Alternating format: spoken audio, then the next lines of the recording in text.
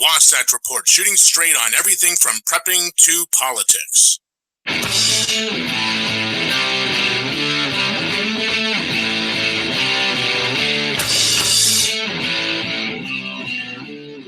morning, everybody. Welcome to the Wasatch Report. I'm Suzanne Sherman. I'll be your host for the next hour here on the Cerberus Radio Network, where we defend liberty and freedom from the flames of tyranny. I was going to start off with the date, but given my botched introduction of it yesterday, Jeff, what's the date? At the age I am right now, I can't be trusted to get that right. A little adult supervision, por favor. Yeah, yesterday was not the 11th. It was the 12th. So today it is June 13th, year of our Lord, 2019. Thank you so much. You can follow us on Facebook, facebook.com/Cerberus Radio Network.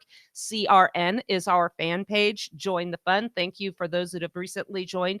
Also, Suzanne Sherman's The Wasatch Report. Now that I'm out of the Facebook correctional facility, I've gotten almost 100 new followers in the past couple days.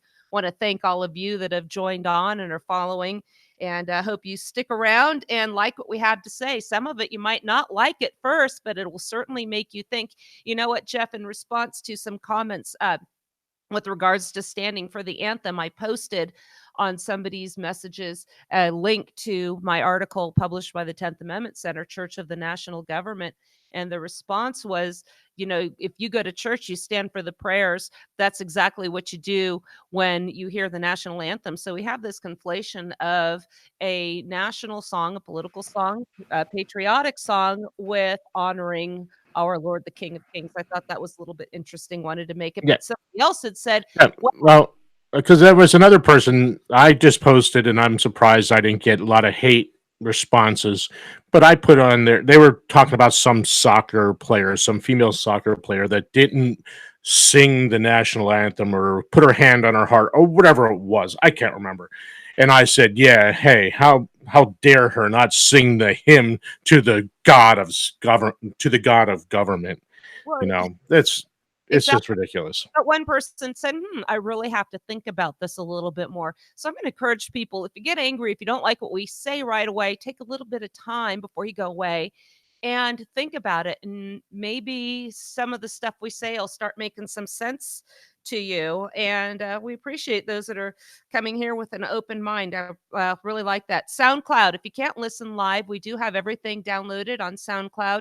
You can download, share for free, and follow us, please. And then you'll get notifications when we have new shows. Jeff does a great job of getting them up in a timely manner after we have our shows. If you're listening live on YouTube, we have a live chat. So please join in. We will share your comments. You can reach me on Facebook on my private page, Suzanne Sherman, and I will have that open so I can see what you have to say. You can also send me emails. You can reach out to me on my website, SuzanneCSherman.com. All of my published articles are there. All of our shows are there on the social media bar, and I have blogs there as well. The blogs kind of go from prepping to politics, just like this show. The published articles typically concern history, the legitimate role of government. The predominant source of the publication is from the 10th Amendment Center. Mike Meharry from the 10th Amendment Center was on with us on Tuesday. Did I get that day right, Jeff? Was it Tuesday?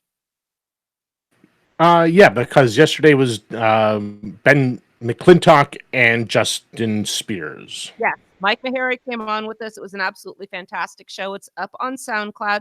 We talked about his suit with Lexington, Kentucky. He had the unmitigated gall to ask the Lexington, Kentucky police what their function was with surveillance cameras in a skateboarding park, and he's getting sued for his efforts. Also, we talked about geo warrants, and Utah is becoming in one big TSA checkpoint thanks to our Attorney General and a company called laugh, Liberty Defense. So check out that show. It was absolutely magnificent. I really, really appreciated having Mike on. Yesterday, we did have Ben McClintock. We're going to be talking today about the legitimate role of government and how much encroachment and regulations in our private and professional lives is appropriate. Ben shared a story with us about his daughter who has leukemia and how they almost lost her. The state of Utah and CPS tried to take this little girl away because they were seeking an alternative form of treatment for her leukemia that was not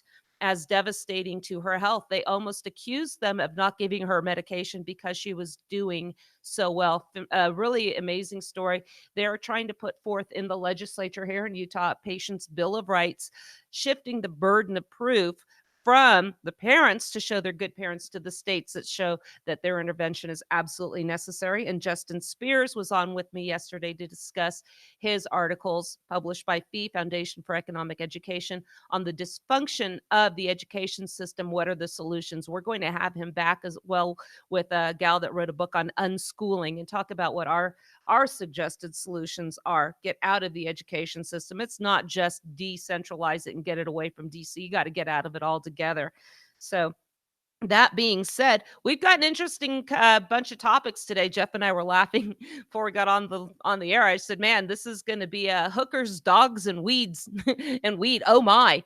We've got some issues regarding the use of cannabis by baby boomers.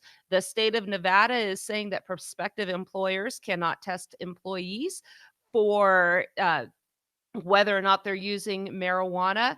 And New York is considering decriminalizing the sex trade, aka prostitution, the oldest trade in the history of humankind. Before we get started on all this, so I do like to share and do some requests because people send me articles that they wanted me to consider. And this one is from my former hometown behind enemy lines here in San Jose, California. And I recently got back in touch with a good friend that I went to junior high school and high school with. And it's delightful to hear from her. And she sent me this yesterday, wanted to know my thoughts. But here we go. You'll, Jeff, you and I are going to be in agreement on this one. San Jose councilwoman wants the city to consider helping first-time home buyers with down payments. Isn't that nice? Where do you think that money's coming from? Jeff, if your neighbor can't afford the house next door to you, do you think it's appropriate for the government to take it from you at the point of a gun to give to them to buy a house they can't afford, but you had to pay for with your own hard-earned cash? No, it. Well, I'm gonna probably piss a few more people off because I talked about this the other day. We had Jon Stewart in front of the Congress demanding they put money into a 9/11 victims fund, and I said, "Well, give me the victims fund clause of the Constitution, and then I'll be corrected, and they can do it." But until then, that's a charitable event, not a government issue, or it's not the government's purview to take care of this. If Jon Stewart wants to part with a few of his millions to donate it to this cause, that's great. That's charity. If he demands government steal my money to give it to that, that's compulsion. Same thing with this here. Oh, it may be a nice idea to give these people the money for their house, but it's not government's job. It's their job. Get the darn money yourself. It's not my job to earn the money so you can have it. Go One of ahead. one of the reasons I had to leave California too was I was responsible for close to $10,000 annually for property taxes alone. Never mind the Public Utilities Commission had okayed PG&E raising my rate substantially to cover for and subsidize low income customers. My water, Suzanne, yeah. your friend Robin said homeowner assistance that will be funneled to illegals, of course. And I'm going to expand on that a little bit. Guess who's going to be the beneficiary of this government money? The banks. Who do you think's behind this? The illegals and the banks. Go ahead. I'm sorry, but that's what Robin said. Well, and this is funny because wait until you hear that the backer of this happens to be the owner of a mortgage company.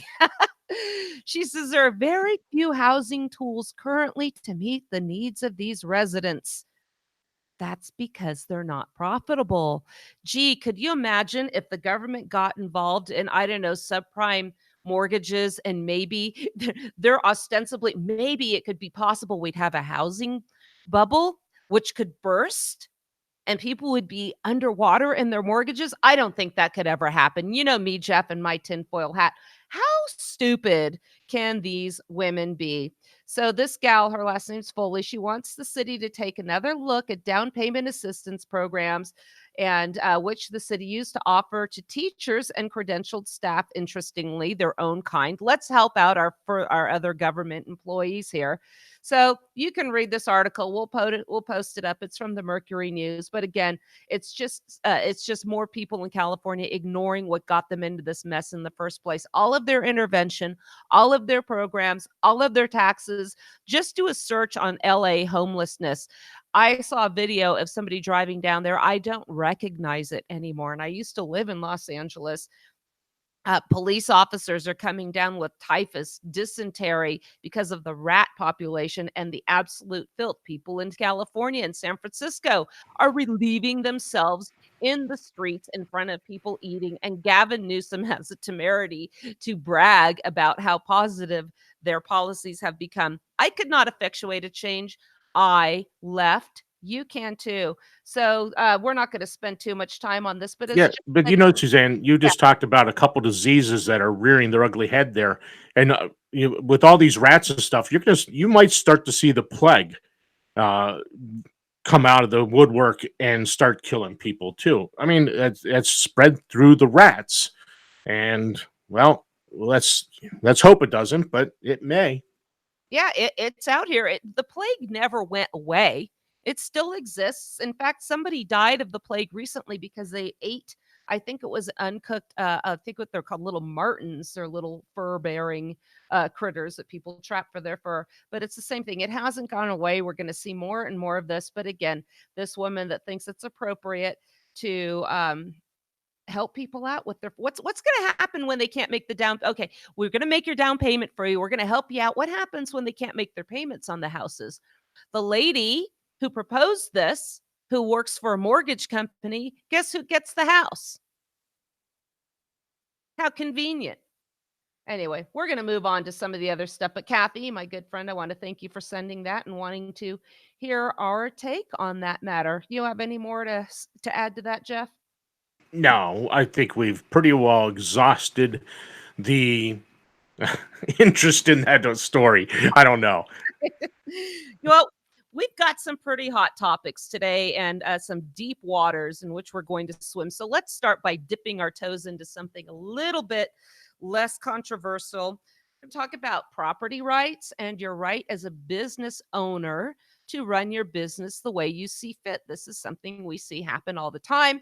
We have the baker in Colorado who's being sued for the third time for being discriminatory against homosexuals. The Supreme Court weighed in on one of these when they said, well, the bureaucrats at issue the commission in Colorado, they can punish them, but it has to be in a neutral way. It can't appear that they're going after religion. Wink, wink. So in case you want to go after them again, this is how you do it. You just have to frame your arguments in a different manner, and you have carte blanche. We will rubber stamp what you do. I had an incident out here in Park City where I was open carrying my cig. And when I tried to enter the restaurant, one of the workers told me I wasn't allowed in. So we did a show about that. I did a few shows. I actually had a meeting with the restaurant owner, and he was, it's the bottom line is I would respect their decision, however they decided. If they had told me to leave, I would have left. I had a discussion with the management. The management called the owner, and the owner said, let her in. I was respectful at all times, even though my heart was pounding. I felt discriminated against. I felt, that I was just somehow unwholesome, unclean, and didn't belong with the good, unarmed, or concealed carry citizens of my community.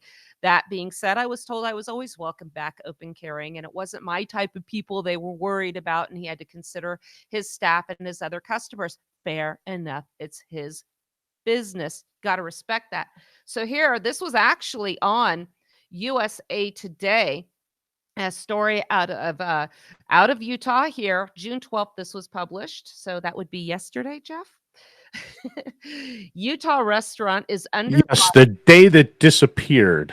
Yes, I just skipped right over it. Utah restaurant is underway for turning away veterans and child with service dog. The restaurant owner is facing fines and other possible penalties, but he says he has no plans to change his policy. So why would he be getting fines or penalties?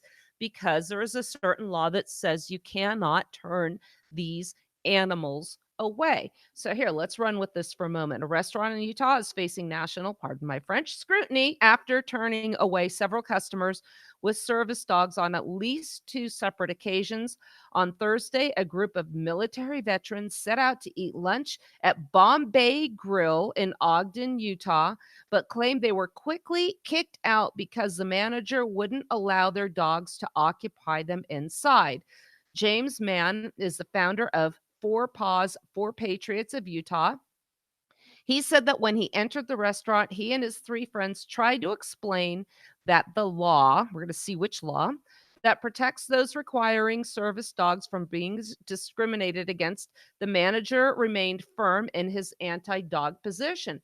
So here we have a law that's ostensibly, premised on good intentions. You know what they say about those, that says, hey, we have some people that fought for this country and they need dogs to get over the trauma that we put them through for our benefit, meaning the politicians' benefit. And anybody with a disability and a service dog cannot be denied entrance into this restaurant. Fair enough. At what point does that law encroach upon the property rights and the right of the business owner to decide how he wants to conduct his business? Which one is going to come out on top?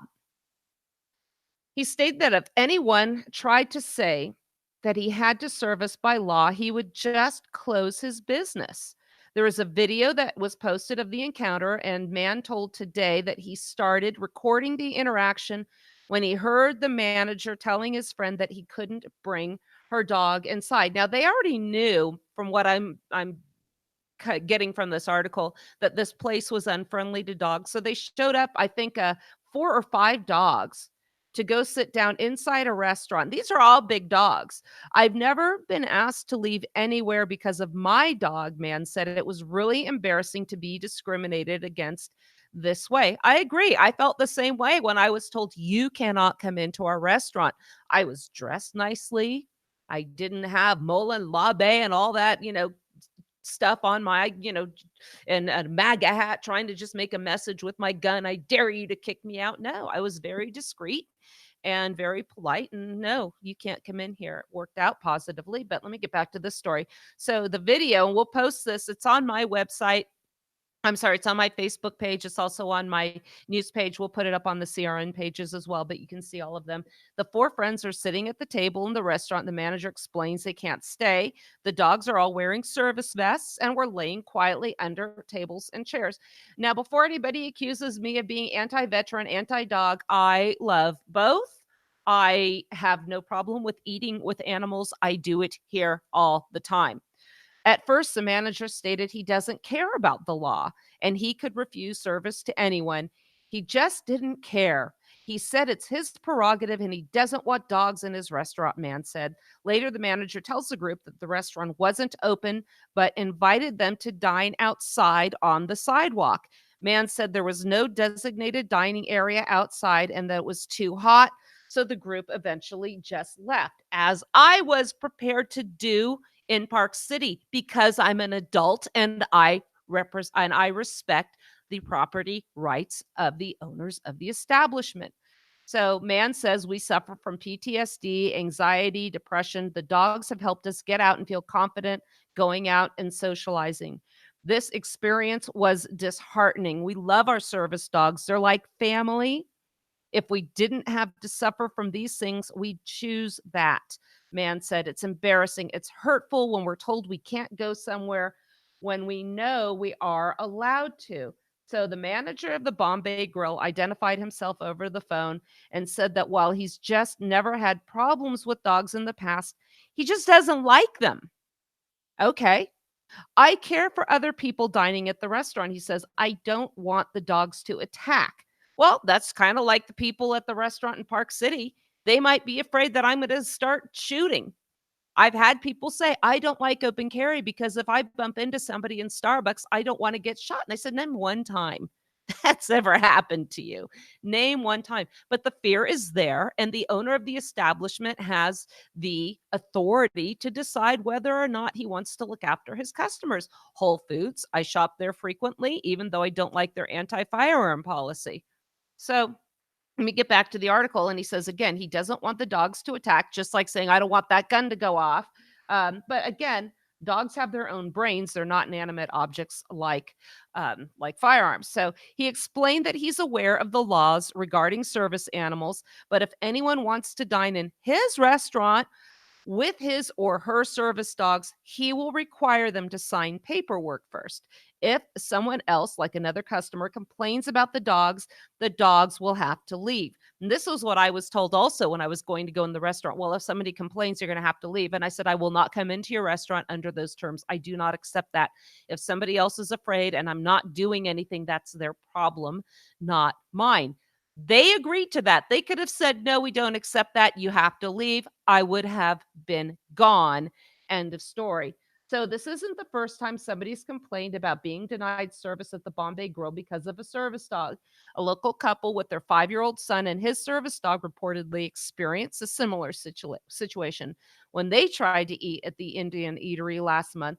When they entered the restaurant, they were immediately turned away. They tried to educate the restaurant owner who denied them service, but he told them, no, it's my opinion, it's my restaurant, and I say no dogs. We're going to get into the legality of this in a moment. So far, Jeff, anything to comment? Well, I'm going to wait till you get to the obviously unnecessary government intervention in this. But go ahead, just keep going with that until we get to the two government's laws. So here we have competing interests. You're right, as a business owner versus the interest backed by federal law of veterans or people with disabilities that need service dogs, and their right to come into your restaurant and dine with their animals, even if it goes against your personal preferences as the property owner or the business owner. So according Jeff, what I want you, while I'm introducing this, to peruse Article 1, Section 8 and find the constitutional authority for the Americans with Disabilities Act. You can look it under, I don't know, Americans, disabilities, veterans. Property rights. Yeah, so find it under there while you cite me the authority for this. I will continue on with this article. So under the ADA, businesses must allow people with disabilities to bring their service animals into all areas of the facility where customers are normally allowed to go. So if there's a buffet there, you can take your dog where there's a buffet where the food's out and exposed. Fair enough. The ADA says that you must allow that. So, contrary to popular belief, service animals are not required to wear a vest, an ID tag, or a specific harness, and staff are only allowed to ask two specific questions regarding the animal. And those questions are: first, is the dog a service animal required because of a disability? And the second question that the federal overlords have allowed them to ask: what work or task has the dog been trained to perform?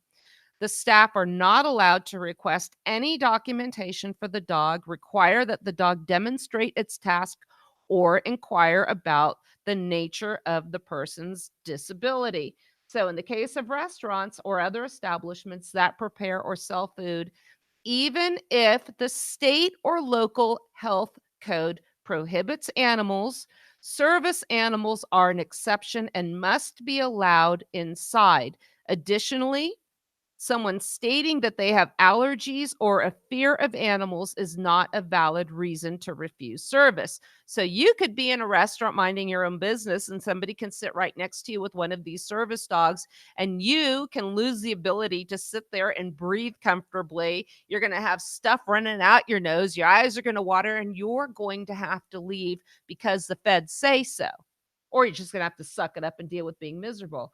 Anyone who violates the ADA can be required to pay monetary damage and be subjected to other penalties, but those fines and potential ramifications will vary. So, how should people protect themselves given how these laws vary from state to state? Okay, let me back up right there. This has always been in law school, and we'd go over Supreme Court cases, the Black Robe Messiahs, and the syllabus part of the court ruling opinion would say, due to the inconsistency of state opinions or state holdings, this case is ripe for review, meaning we hereby issue all sentiments of federalism, and we want one national opinion. To hell with the 10th Amendment. And those are two of the competing interests we have here. I mentioned state and local laws, health code laws versus the federal. Jeff, did you find the constitutional authority for that as I've been yammering on? No. Okay. So versus the unconstitutional, although feel-good American Disabilities Act. So which one is lawful? I submit to you, as much as we don't like the local health codes that would deny these animals onto the property, if that's what the business owner wants to adhere to, the federal law is unconstitutional. And if he doesn't even go with the health code laws, he just doesn't like dogs, that's his right as a property owner. By the way, speaking of health codes, they either matter or they don't. Jeff, can you tell me, are service dogs somehow immune from the pathogens that the health codes are intended to protect people from? No. So the laws either matter or they don't. So either abolish the health codes because we know they're meaningless, or let the property owner express their opinion and serve the people and the animals they want. Again, I'm not anti-dog. I totally think that service dogs have a fantastic purpose and help a lot of veterans with PTSD. I support. I feel so bad for them when they suffer for this.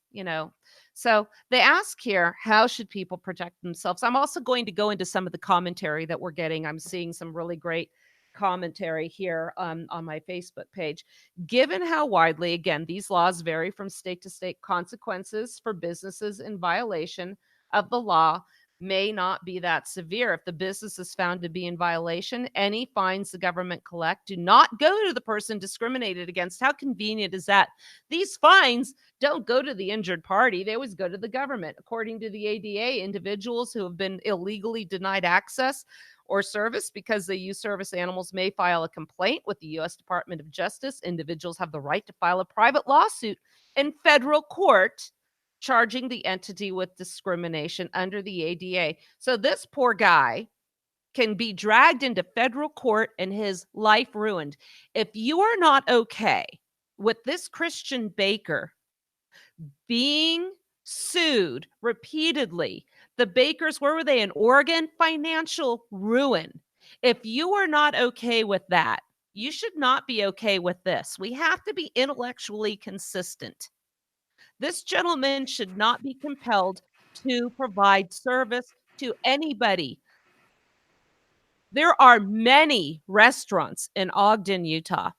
Many restaurants. I'm sorry they felt discriminated against, but ultimately, what is the bigger threat to our liberty? By the way, which these people claim they went and fought for.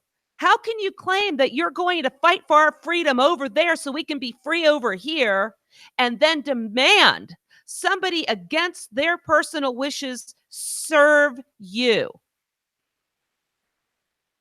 We're either free or we're not. But if you don't want us to be free, then by golly, don't tell me you're going over there fighting for it and then say, by the way, before a sporting event stands, I have to stand up and thank you.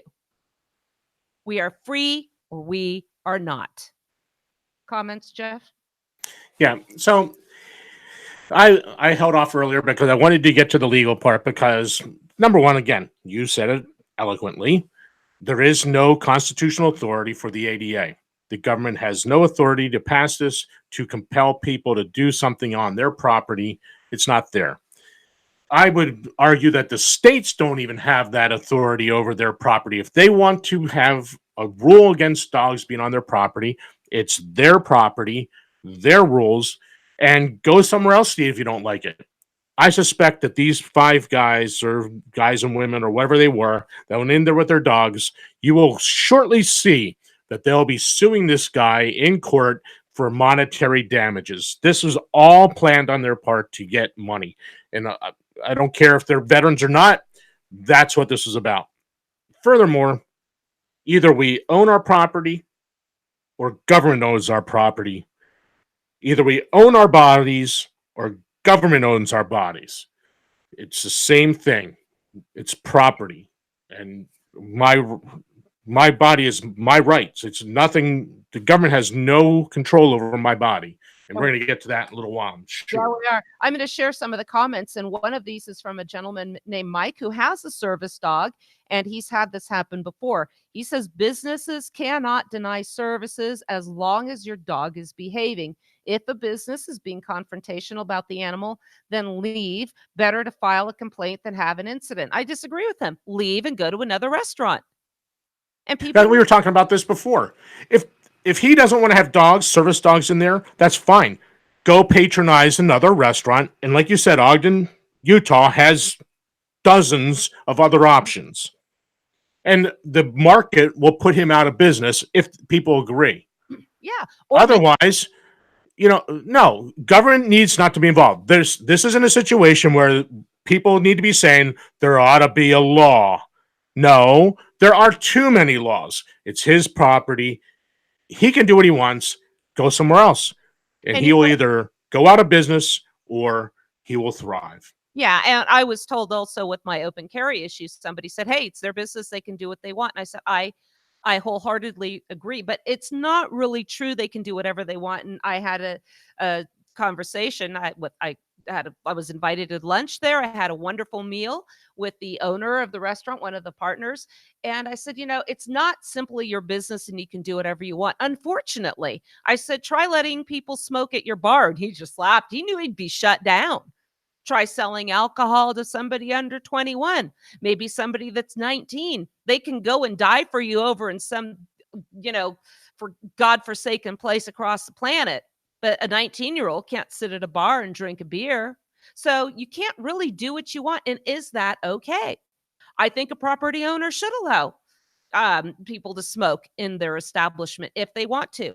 I don't smoke. I can't stand the smell of cigarette smoke, but I'm happy to go to a restaurant that doesn't allow it or not go to a restaurant that does because I'm an adult and I can respect their decisions.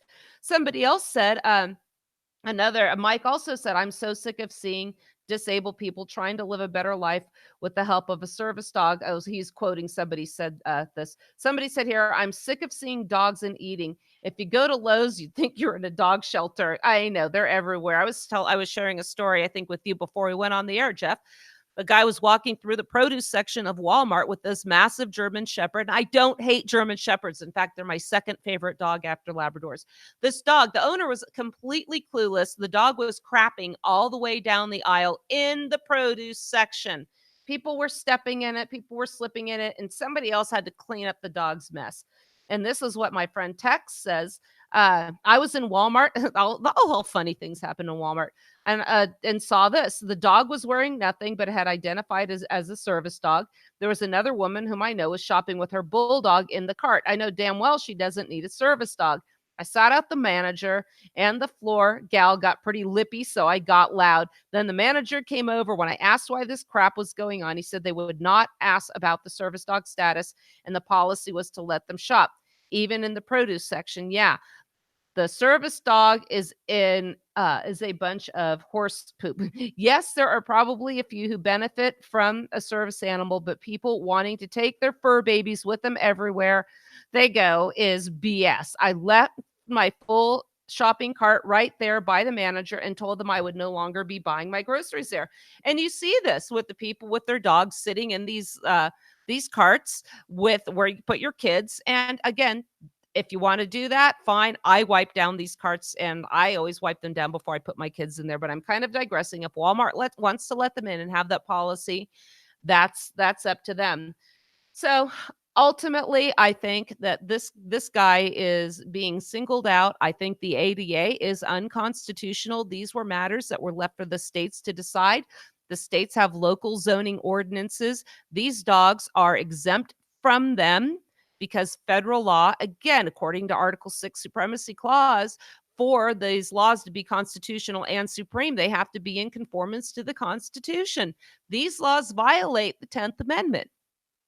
These laws, these people should not be going in there demanding service against the free will of this man. They claim they went over there to fight for our freedom. Why don't you respect our rights then? So I am siding against the veterans and the service dogs on this one. That's where I weigh in. You're free to disagree. But you're not really going against the veterans. No. This isn't about veterans. It's about property rights. Does this guy own his property or not? If not, then why do we have veterans anyway? Because they're not fighting for our liberty and our freedom and our property rights. I mean, this really isn't about per se the veteran, but it is about our liberty and the lack thereof, because government has stolen our property and stolen our liberty, just as Patrick Henry said it would. Yeah, and again, 10th Amendment issues, if the states want to have these laws, that's fine. But I really, again, go against federal interference in the property rights on there. I think I have a few more comments about this. It's his business. He should be able to run it how he wants. And somebody said Uber Eats delivery. Hey, you can have food delivered to you. If you want this guy's food so bad, again, you can sit on the patio. I'm sure the dogs would be happier out there. And again, the right to refuse service goes for everyone. California has something called the Unruh Civil Rights Act, where nobody can be turned down for any arbitrary manner. That's a California law. So again, I think even a California law, local law, ultimately we have our personal property rights. Want to go to another article here? You want to wrap that one up, Jeff, or do you have anything else to say? Nope, I think we got it. Very big explosion in the comments section on an article I posted the other day. This is from maryjane.com. So we're going with this one now. We talked about you either own your property or you don't. Well, you either own your body or you don't as well. And that's where we're going to be going with this for the rest of the show here. A few articles relating to, personal sovereignty. Are you the ultimate arbiter of what you put into or do with your body? I guess this is important. Yeah, I was going to say, or do with your body. Yeah. Because we talked about doing that with your opening there. Yeah, exactly. So baby boomers are consuming pot at 10 times the rate of past senior generations. And our good friend Sharon says, well, they've been doing that since the 60s. They're just getting old now. But here's a study from University of Colorado found that baby boomers, are finding immense benefits from increased cannabis consumption despite issues with access and stigmatization. And really the negatives on this are mostly stigmatization. We've done shows on why cannabis was outlawed, how this whole reefer madness came about in the first place. And it was really the result of I think it was Hearst and Carnegie and some very elite members of society whose business entities were threatened by growing of hemp. So this is expanded. Well, we can't have cannabis either because it looks too much like hemp, or hemp looks too much like cannabis, blah, blah, blah. Meanwhile, these guys are raking in the money. So it's no secret here, the article says, that in the face of expanding legalization, elderly Americans are flocking to medicinal and adult use cannabis like never before. And we've seen this. They're talking about this all the time. Cannabis, one of the friends that commented on my page there said he has bone-on-bone arthritis and likes to play hockey. He's a guy about our age, Jeff. You can see the comment in there. And he says he can play hockey one night. And when he was in California, he got this is the other thing we're learning now. THC, more than the CBD, is what's really shown as the effective pain reliever. And he says, I can play hockey and wake up the next morning clear-headed, well-rested, and feeling like I didn't even play. But the comments from another gal, he said, she wants to put me in a cage for something like that. So older folks across the U.S. are rediscovering this cannabis, qualitative research from Colorado, that they're still running into societal stigma and uninterested doctors. I was in California. I tried to get my mom's neurologist to consider cannabis for her. She has very advanced Parkinson's, a lot of anxiety that goes with this. He wouldn't even consider it because of the possible other implications and effects it might have with the big pharma drugs that they are pumping her with. It's absolutely a devastating situation. She's got all these doctors, everyone has a pharmaceutical for her, but oh, goodness gracious, don't even consider a derivative from the devil's lettuce to give to this woman. Cannabis is even showing THC is having positive impact on Parkinson's sufferers. But oh, no, no, we're not going to do that. So, there was a study here that was published earlier in Drugs and Aging. Researchers conducted focused on groups that age 60 or older, discussing everything from social perception of elderly cannabis users to lived experience in the ease of legal access. So let me go over to that page, Jeff. We saw one person just saying, I absolutely disagree with this. And it goes to the stigmatization as well, that pot smokers are lazy and you want your life better, just smoke pot. Let me go and find that article. But Jeff, you saw that as well. I was really Yeah. disappointed to see that this was all emotion and zero fact, all emotion and all opinion. Go ahead. But see, here's the thing. We're not talking about pot smokers here as such. Okay, there is recreational usage, and you know what? I have no problem with that. Do you own your body? Do you own the ability to put stuff in your body? If government owns your body, then no, you don't. If you own your body, then yes, you do. But this is what I posted to this person that we're talking about. I said it's all about personal responsibility. If what you do to your body, you own it. I shouldn't have to pay for your medical care after you ruin your body. But we're not talking about smoking pot here. We're talking about people that are taking, whether it's gummies or pills or whatever you want to do it, these CBD oils for real maladies. I know a number of people that have arthritis that are doing the CBD oil without the THC. I'm sure if they could get the ones with the THC, it would be more effective for their pain and for the malady. It's not about laziness. It's not about smoking pot. It's about treating an ailment with a plant. And what were we talking about before the show, Suzanne? These people are so high and mighty on their high horses, condemning people that smoke pot, yet they go out to the bar and drink their alcohol, their drug of choice, go to the liquor store, buy their drug of choice, but don't allow someone else to have their drug of choice. It's all about stigmatization. And again, So where do we draw the line between regulating what is harmful for us and therefore illegal? And I submit to you, if we're going to go down that road, ban sodas, ban cigarettes, ban alcohol. And I don't, and this person said, I don't drink, I don't smoke, I don't use this stuff. People who do are lazy and, and my response was, well, just okay. So what if the government bans your protein shake that you drink at the gym, or that specific brand of vitamin that you take for your health, or requires you to drink skim milk only, or says no more bacon, no more eggs. The list goes on and on. Find a thing that you do like, and then have government deny you the ability to put it in your body. It's the same thing. And Robin in our chat says, I would like to try for my back, but won't because of losing my guns. And we've discussed that before, but that is quite true. It's a valid concern. Yeah. And one of the things I commented on here, I said, I just had a conversation with a woman last month who has terminal cancer. She had at the time maybe 2 months left to live. And I asked if she had tried any form of cannabis. This is here in Utah. And Proposition 2 just came out, but it's very slow being implemented. And I asked her if she had tried it, and she said yes. Somebody had brought her some from California, some relatives from California. So she was doing this illegally. And she goes, what a difference it made for me. After my chemo, I could rest. I could hold food down. I wasn't sick all the time. I actually had an appetite. The 2 months left that this woman has is being made a little less miserable.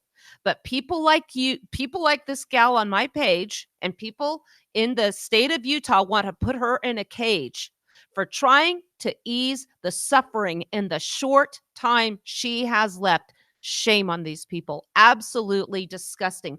When you want to put your personal preferences, this gal also said, I'm happy marijuana is illegal. I call the cops every time my neighbors smoke. Can't sit on my patio without smelling that mess. What happened to just human decency and being kind to our neighbors? How about a conversation?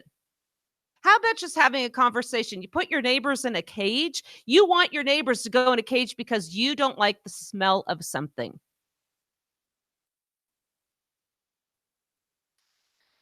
Another comment. Surely you've done the research and have the articles that show the negative effects of marijuana usage. What are they?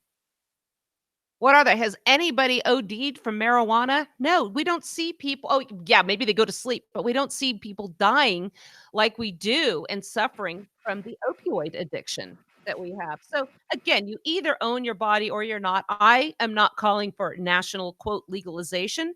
What I am calling for is a complete repeal of the Controlled Substances Act, particularly with regards to marijuana. I wrote an article on that. You can find it on my webpage, Parchment and Plants, What Prohibition Can Teach Us About the Drug Wars. You know, we had to have a constitutional amendment to federally ban alcohol. That led to so much crime, and the National Firearms Act, thank you very much, 1934, as a result of the St. Valentine's Day Massacre. We need a constitutional amendment if the feds are going to ban any control substance. But again, it's too difficult. So we're just going to do it. And then when it goes to the Supreme Court, we'll have some clown so called originists like Antonin Scalia say, well, yeah, the feds can do this if it's part of a larger federal program. Did he ever once ask about the constitutionality of the federal program upon which he was basing his opinion? No. Surprise, surprise, the federal government does not check or scale back its own power. This is a problem with it. Let's turn to Nevada. Nevada is banning employers from refusing to hire those who fail marijuana tests. My comment on the page that I got this from was a CBD page. I said, guess where I'm going with this, Jeff? If you own a business and you don't want people that smoke marijuana working for you, as unpopular as this is, you have a right to say, I'm sorry, I'm not going to hire you. You're going to take a test, and if you fail it or pass it, depending on how you look at it, I'm not going to hire you. Well, the state of Nevada, now marijuana is legal there, has become the first state to ban pre-employment marijuana tests. This is AB 132, signed by the governor. It makes it unlawful for any Nevada employer to fail or to refuse to hire someone if they test positive for marijuana. There are some exceptions. For instance, firefighters, EMTs cannot test positive, as well as those applying for jobs that require someone to operate a motor vehicle or jobs with the federal government. So it also allows employers who are required to submit a screening test within the first 30 days, of being hired, to have a second chance to take a second test at the expense of the employee. So this law goes into effect next year. You own a business, it's your right to decide who you want working for you. The problem, though, when they have these say, well, anybody but an EMT, or if you have to drive, and I'm saying, am I advocating that you should be able to drive while you're high on the devil's lettuce? No, I'm not. But here's the problem. When they do the testing, marijuana, cannabis, THC is fat soluble. So unlike alcohol, which is water soluble, it's going to be in your system longer than alcohol is. So it will be in your system a couple weeks, if not longer, maybe even a month. You could be in a car accident or have some sort of a vehicle related injury, something like this. They test you. Remember, we did a show on the police officer who sought to draw blood in contravention to the hospital policy. Nurse Wubble was her name. She got handcuffed because she said, you cannot take blood from this man. This man that had been caught in a fiery car crash was the victim of a head-on collision. The person that hit him, this guy was a truck driver, was eluding police. What do you think this cop was trying to do? He was trying to cover his own. He's trying to help his own guys by saying, maybe we can find some marijuana in this guy's system. You can have THC in your blood and not be impaired. That's my only concern with this. But ultimately, you should be able to pick and choose who you want to hire from. A gal, when I commented on this with that sentiment, said that's discrimination. I submit to you, the process of selecting one employee out of many is in and of itself discriminatory. How do you not discern who you want to work for without some sort of a discrimination, discriminating? Discrimination isn't always bad. In fact, it can be life-saving. Remember, you talked about a HR person in California that was discriminating against gun owners.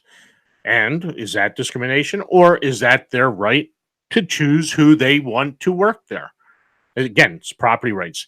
Do we own our property or do we not?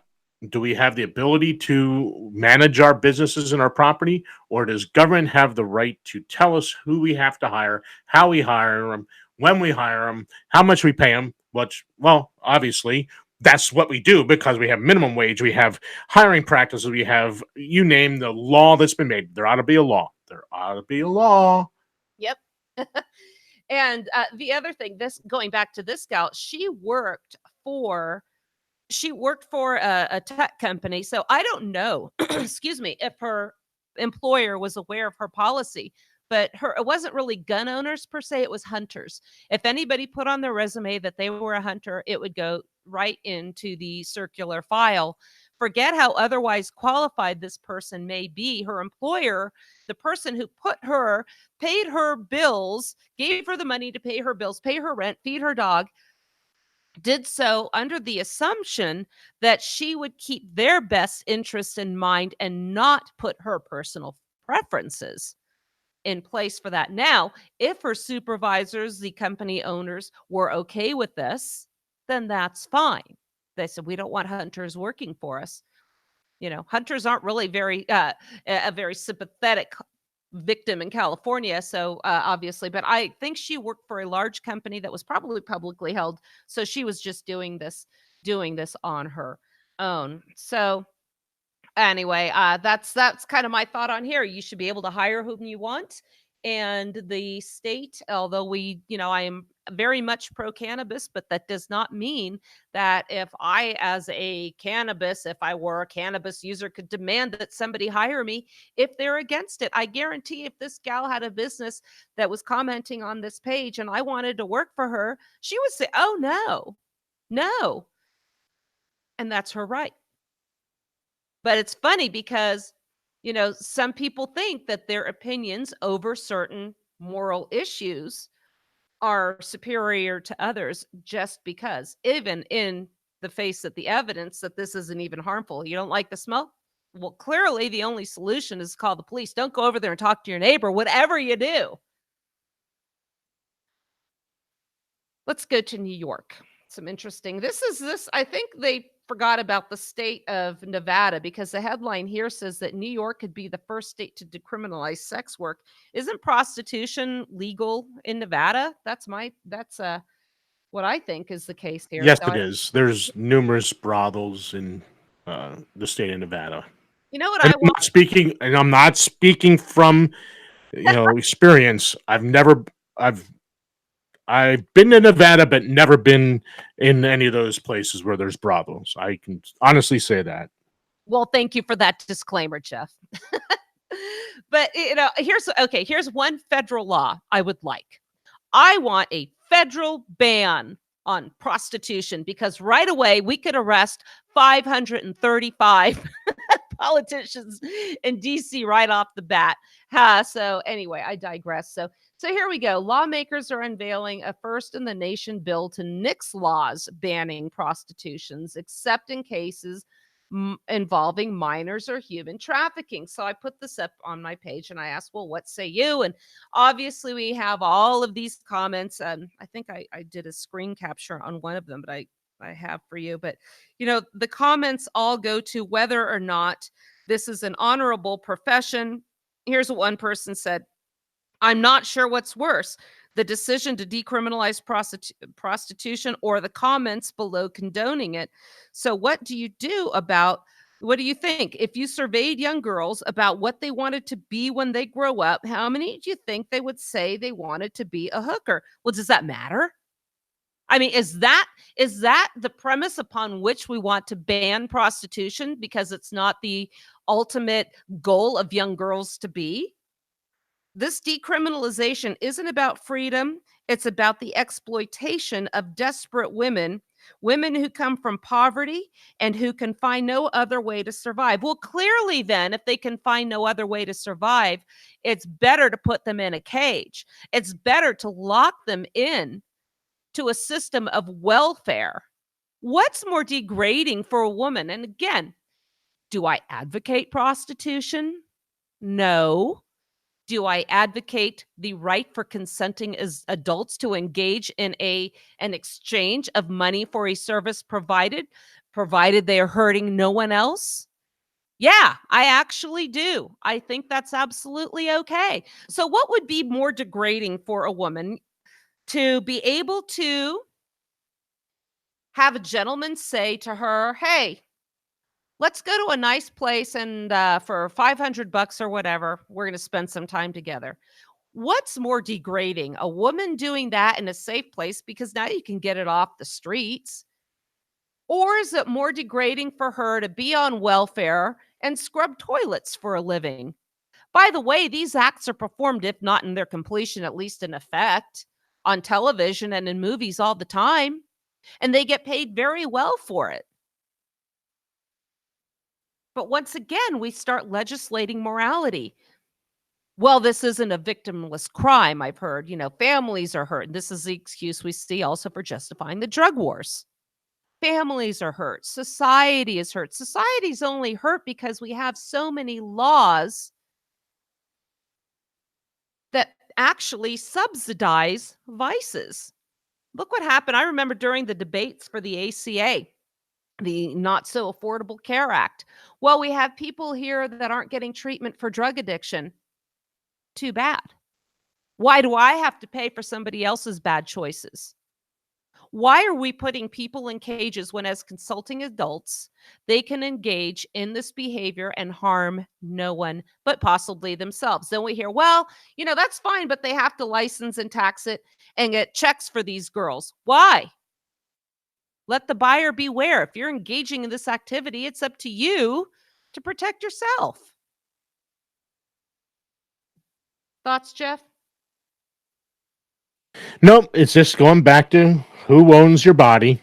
If they want to do this, again, it's their body. If they decide to do it, again, personal responsibility. If they contract some disease or whatever, it's on them. It's their problem to solve. They shouldn't be coming to me to get medical assistance or steal money from me to get their health care taken care of.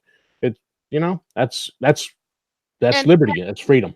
and they justify this by saying, well, sex workers are dying because of abuse. This is unfortunate, but again, is this an excuse to bring people into the criminal justice system? And we see this all the time. We have good intentions, we take extreme examples, we let emotion take over, set up a system of laws that bring people within the criminal justice system and can ruin their lives forever. And then we talk about, speaking of good intentions and property ownership, as we wrap up the show, think about this for a moment. Animal abuse. Animal abuse is absolutely reprehensible. We have people getting arrested for sex with animals, which is disgusting and repugnant. But is it your animal? Did you hurt it? Should animal abuse be a crime? Because when you start down this road from the extreme, you get to the absolute ridiculous, as you're experiencing, Jeff, in your state of Pennsylvania. Now you have zoning codes and regulations to make sure dog houses are constructed properly. So you could ostensibly go to jail if you have a doghouse that has not been constructed in conformance with the demands of certain bureaucrats. You have an old horse on your property that you're keeping alive as best you can. Oh my goodness, I've known people that have done that, and they get turned in because their horses aren't being well fed. Folks, it's a slippery slope when you decide that you want to intervene in the personal business of others for the good of society. Think about that. On behalf of Jeff Johnson and the rest of us at the Cerberus Radio Network, I'm Suzanne Sherman. Thank you for listening.